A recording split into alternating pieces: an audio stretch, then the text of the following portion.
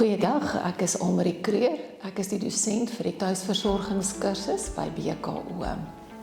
Die tuisversorgingskursus se doel is om studente voor te berei om te kan omsien na persone wat nie in staat is om na hulle self te kan omsien nie, wat hulp nodig het, of in die gemak van hulle eie huise, of dan by instansies soos byvoorbeeld aftreeoorde.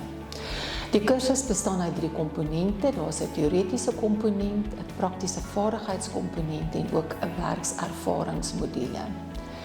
Die teoretiese komponent word in 'n baie goed toegeruste lokaal aangebied deur 'n ervare geregistreerde verpleegkundige. Die praktiese ervaringskomponent word aangebied en ingeoefen in 'n simulasie laboratorium. Die werkservaringsmodule word in diens van die gemeenskap aangewend.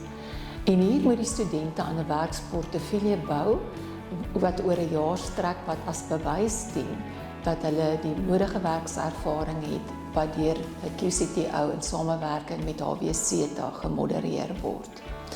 Daar is 'n toenemende en 'n dringende tekort aan versorgers in Suid-Afrika. As jy geroepe voel vir hierdie diens, kom studeer by ons hier by BKO en word deel daarvan om 'n gemeenskap te bou van omgee en versorging.